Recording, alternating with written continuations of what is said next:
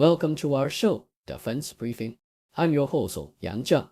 Today, we have a lot to cover, so let's dive right in. First up, China is ramping up its pressure on Taiwan just before President-elect Lai Ching-te's inauguration. Increased patrols and sanctions are part of Beijing's strategy to sway international opinion against Lai, who is known for his pro-sovereignty stance. Analysts are divided on whether Lai will maintain the current administration's policies or face mounting pressure to improve relations with Beijing, especially as tensions escalate. Next, war in Ukraine is entering a critical phase. Russian forces are advancing towards Kharkiv, aiming to create a buffer zone and possibly capture the city. This could be a game changer, but many believe Russia lacks the resources for such an ambitious move. Meanwhile, Ukraine is stretched thin, defending multiple fronts. Finally, in a shocking turn of events, an Algerian man missing for 20 years has been found alive in his neighbor's cellar. Omar bin Amrin, who disappeared during the Algerian Civil War, was discovered just 200 meters from his home. The alleged captor has been detained, and Omar is receiving medical and psychological care. Please stay tuned for more detailed coverage. China has intensified its pressure campaign on Taiwan as President-elect Lai Ching-te's inauguration approaches. Increased patrols near Taiwan-controlled Kinmen Islands and the maiden sea trials of China's newest aircraft carrier are part of Beijing's strategy. Additionally, China has sanctioned Taiwanese political pundits and introduced legal measures against separatists.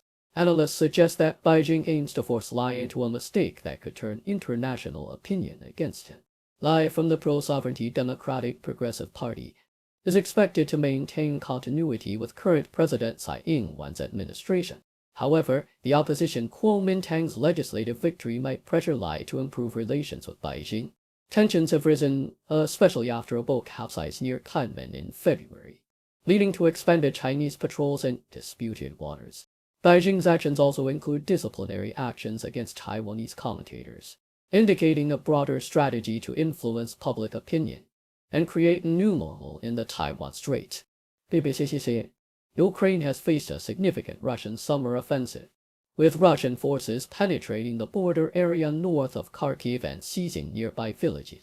This move appears to be aimed at creating a buffer zone to protect Russia's Belgorod region from Ukrainian attacks. Russian forces are also pushing towards Sumy and other strategic locations, potentially to force Ukraine to divert its troops from the eastern Donbas front line. Analysts believe Russia's main goal is to create a buffer zone, but capturing Kharkiv, Ukraine's second-largest city, could be a more ambitious objective. Despite the challenges, Ukrainian forces are determined to hold the line, with reinforcements and new arms supplies expected to bolster their defense.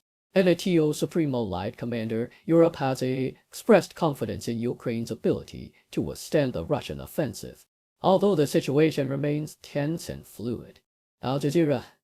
In a shocking revelation, man missing for 20 years has been found alive in his neighbor's cellar.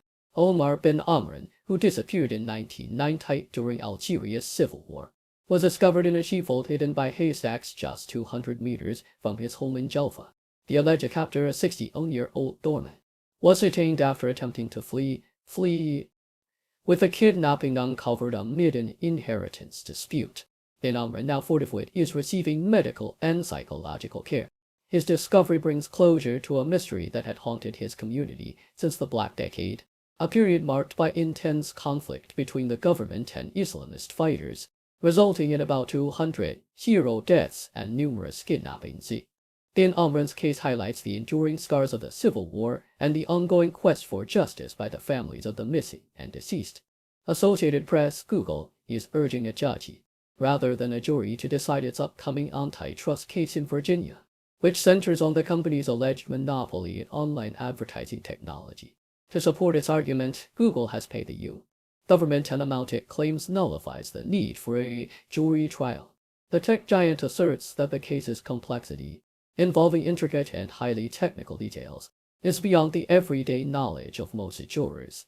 Google contends that the constitutional right to a jury trial does not apply to civil suits brought by the government, and it believes the damages claim was added last minute to secure a jury trial. The company has also paid an amount triple the government's claimed damages to avoid the need for a jury decision on damages. while Google argues that it's unprecedented for a jury to decide a government antitrust suit. It has faced jury trials in private antitrust cases before, such as the one brought by Epic Games. Associated Press U.S. Bill Pier has been established to facilitate humanitarian aid to Gaza by sea, but its effectiveness remains uncertain amid ongoing conflict.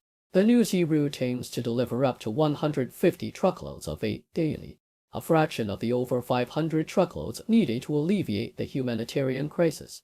The situation in Gaza is dire, with 2.3 million people facing acute food insecurity, and officials stress the need for a ceasefire to provide clinical treatment for the affected population, and will manage the aid distribution. But concerns about neutrality and safety persist. The U.S. and international aid groups are pressing Israel to allow more aid through land crossings, as the sea route alone cannot meet the needs. Despite Israel's claims of not limiting humanitarian aid, ongoing fighting and security issues have hindered delivery, and the international community continues to urge for better coordination to ensure the safety of aid workers and the effective distribution of supplies. The Sydney Morning Herald Texas Governor Greg Abbott has issued a full pardon for Daniel Perry, a former sergeant convicted of murder for shooting an armed demonstrator during the 2020 Black Lives Matter protests. The pardon followed a unanimous recommendation from the Texas Board of Pardons and Paroles, which came after pressure from conservative figures like Tucker Carlson. Perry had been serving a 25-year sentence for the killing of Garrett Foster. The pardon has sparked controversy, with Travis County District Attorney Jose Garza criticizing it as a politicized decision that undermines justice. Prosecutors had portrayed Perry as a racist with a propensity for violence, while the defense argued he acted in self-defense. The case has reignited debates about self-defense laws and the influence of political pressure on judicial decisions. Critics argue that the pardon sends a message that some lives matter more than others, reflecting deep divisions over issues of race and justice in the United States. Associated Press.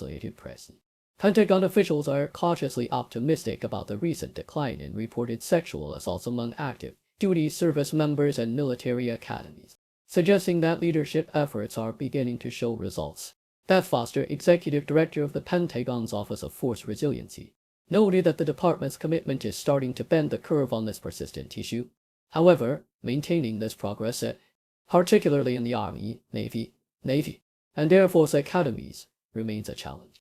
Defense Secretary Lloyd Austin emphasized the need to intensify efforts to end sexual assault and harassment. The latest report shows 8,515 sexual assaults reported in the last fiscal year, a decrease from 8,942 in 2022, marking the third highest number since data collection began. A confidential survey revealed a 19% drop in service members experiencing unwanted sexual contact, the first decrease in 8 years. Despite these declines, the issue persists, with 1 in 4 women and nearly 6 of men in the military reporting sexual harassment, highlighting the extensive nature of the problem. South China Morning Post. China Morning Post. The Israeli army announced that to tie hostages, Santhaya Okakers and Sadisa Krintikal, believed to be alive in Gaza, were killed in the October 7 attack, and their bodies are being held by Hamas. The hostages and missing families forum emphasized that the hostage crisis is not only an Israeli issue, urging international acknowledgement and a united response. Thailand has around 30 citizens in Israel, primarily working in agriculture. The attack by Hamas on southern Israel resulted in over 170 deaths, mostly civilians, according to Israeli figures. Israel's military retaliation has led to at least 207 deaths, mostly civilians, in Gaza, as reported by the health ministry in the Hamas-run territory. The situation underscores the broader implications of the conflict and the need for global intervention to address the ongoing crisis. A castle built by Army veteran Mike Allen on Ouch Mountainside to cope with PTSD and help others with mental health struggles is set for demolition due to planning regulation breaches. Allen, who served in Afghanistan and was once homeless, began building the castle in 2019 after a previous log cabin was demolished for similar reasons. Over 5 years, a cabin evolved into a 2-floor castle with a 2-tier tower, attracting over 10 visitors from around the world. Despite its positive impact, carefully counsel determined the land was being used for recreational purposes rather than its registered agricultural use. Allen, undeterred by the setback, plans to dismantle the castle and rebuild two smaller structures, a barn for rescue animals and a basic shelter for visitors. The project, which Allen hopes to complete next year, aims to continue providing a therapeutic space for those in need. The council acknowledged the support for Allen's project but emphasized the need to enforce planning laws consistently. South China Morning Post during a U.S. congressional hearing on China's global development strategy. Concerns were raised about the management of Panama Canal ports by Hutchison Ports PPC, a subsidiary of Hong Kong-based CK Hutchison Holdings. Representative Raya Chris Normai highlighted the risks of allowing Chinese companies to control strategic ports, particularly in the context of potential conflicts involving Taiwan, suggesting that these ports could serve as military bases for Beijing. Hutchison has operated two ports on either side of the Panama Canal since 1996, and while the Pentagon initially dismissed them as a national security threat, the renewal of Hutchi's contract in 2020 only ignited concerns. Daniel Run from the Center for Strategic and International Studies advocated for U.S. action to remove Chinese influence from the canal. The hearing also featured discussions on the need for Washington to devise a better alternative to China's Belt and Road Initiative (BRI), with Bradley Parks of Aid Data noting that the U.S. and its allies had underestimated China's ambitions. Parks argued that many criticisms of the BRI are outdated, as Beijing has adapted its approach. To counter the BRI, the U.S. established the U.S. International Development Finance Corporation (DFC) and launched initiatives like the Partnership for Global Infrastructure and Investment (PGII). However, witnesses noted that the DFC still lags behind China in dollar investments.